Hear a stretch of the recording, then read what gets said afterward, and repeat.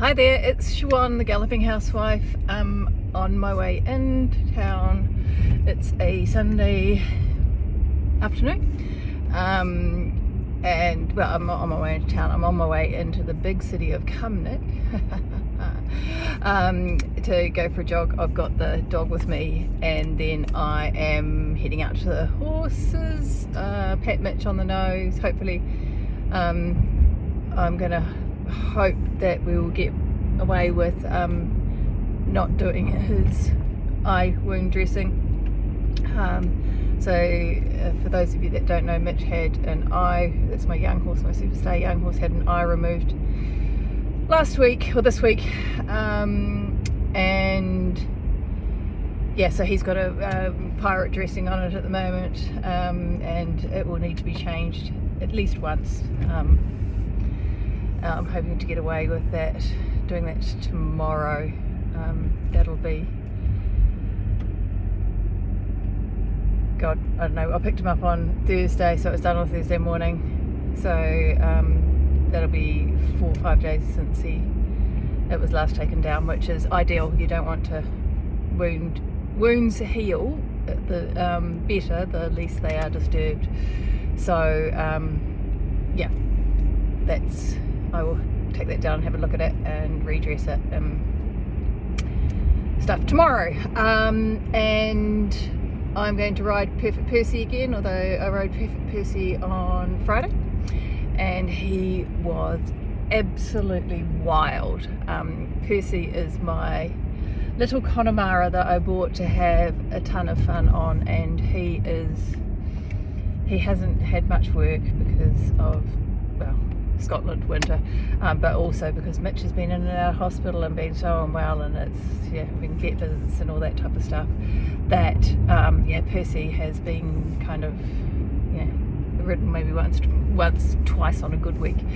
So yeah, I rode him on Friday and he was completely and utterly insane. So I actually spent half an hour cantering him in circles,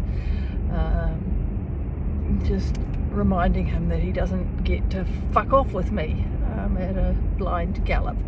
So I think I got that through to him, but we will see. Today, didn't get out yesterday. It wasn't raining, but it came in an absolute gale, and this morning my oldest child has left home. Well, we're not sure whether they're moving out. They have gone down to back to where we were in Wiltshire to look for a flat and look for a job. Working for us still, so but you can do that remotely. So yeah, it's and has started university, but university is also online, so it's fine, like can be location independent, and has decided they want to go down back down to Swindon. So we'll see how that goes. So yesterday was kind of packing, and we went into the cousins for dinner, and so it just, when the weather was wild again, I just decided to flag going out to the horses.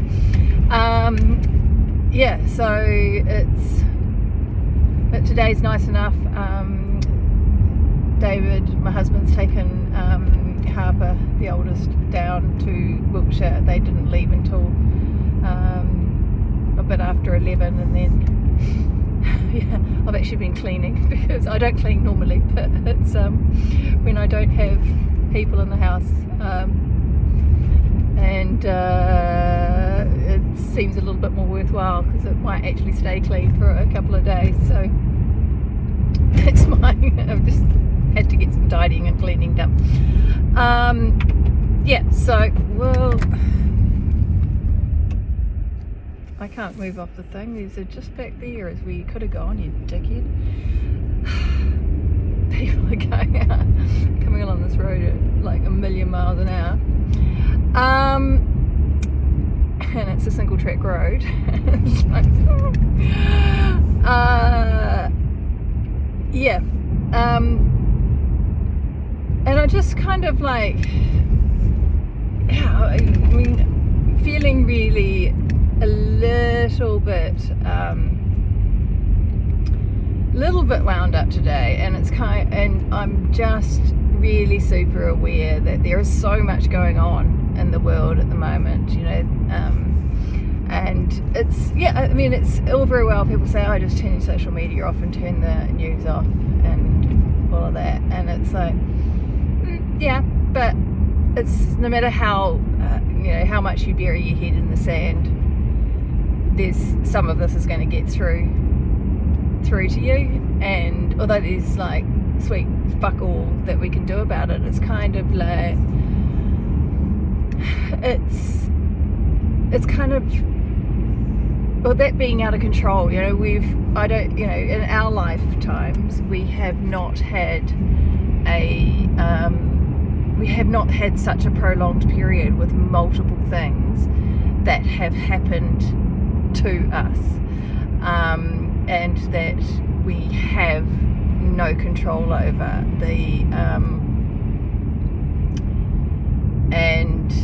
very little control over. Obviously there are things that we can all do, but it feels like there in a lot of ways that there's not. And I'm talking about people being in power that are just not nice people, making decisions that are absolutely horrific for the population. Obviously we've got the war going on. Well, Russia has invaded Ukraine, and that's actually triggering a whole lot of stuff. Like, it's not just, obviously it's absolutely atrocious what Putin's doing over there, and what the Ukrainian people are going through, but there's also this whole thing of like, it's incredible to see the inequality and the especially the racism coming to the fore. People going, we've got to look after these guys because they're European. It's like, well, so the Syrians, the Afghanis, the Sudanese, aren't worth looking after because they're not European, because they're not blonde and blue-eyed and look like us and dress like us and live in houses like us. That's they become less worthwhile. And especially when we were the aggressors in Afghanistan, it becomes a little bit hard to to equate that one. Of course, the Iranians as well. It's so there is that whole stuff going on with COVID is still happening, and that's been ongoing thing, and it's worsening in some places. We think that we're free here in the UK, and we're not. That's a bunch of bullshit anyway. But even if it were true, there are other places. My home country, New Zealand, is getting really quite scary out there, and they've got a whole lot of really horrendous political stuff going on. Well, not political, but just idiots and literally in tinfoil hats. What I'm sort of talking about is that you need to be really hyper aware of the trauma that this is all causing. Even if you think that it doesn't affect you, even if you think that you're okay with it, that your little life, your little bubble is worth, it's robust, then this does impact on all of us, and especially if you've got a history of trauma, that there is this kind of like compounding effect that we are not able to fully deal with any of this. None of it's resolved, and if you've got other unresolved issues, it can be a really horrible time. So if you are feeling out of sorts, if you are feeling especially agitated, anxious, sad, whatever's going on, give yourself a break, and talk to someone, do whatever it is that you need to do to look after your mental health. And one thing that I will say, you know, when I was going through the absolute worst of situations, when we were massively in debt, we had just been screwed over by our business partner, and we were battling the Home Office, and you know, things were pretty damn shit, and I ended up with a PTSD diagnosis out of the whole thing with the Home Office, with the immigration system, and we were due to be deported under the hostile environment. It was pretty shit. That I did find that just allowing myself to be in control in one little part of my life really helped. And for me, I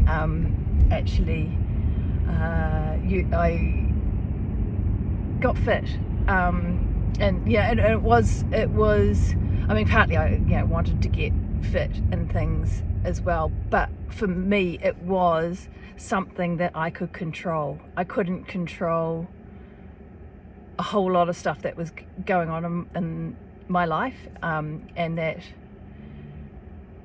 was happening around me, but the thing that I could control was exercising regularly, and what I was eating, my nutrition and things, and and that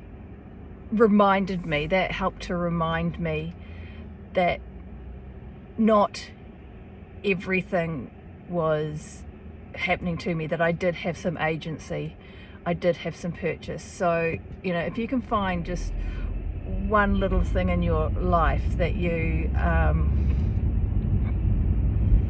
that you can do that is just reliant on you, whether it be read a chapter of a self-help book every day, or meditate, or get out for a walk, or sit with your kid and help them with their homework every night, go for a ride every day, just go and pet your pony every day.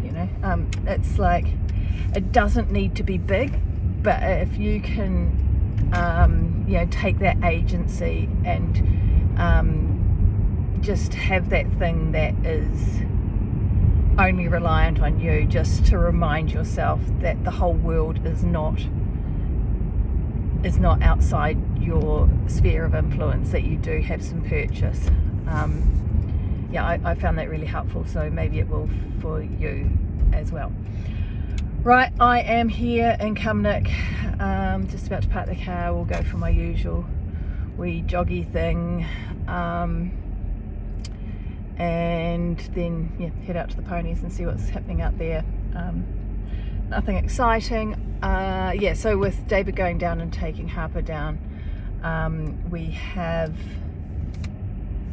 they are actually away, well, Harper's away forever, but not forever, but David is staying down there, visiting with friends and doing some business stuff, and he'll be down there until Thursday. So it's just me and Clive, and all the bloody animals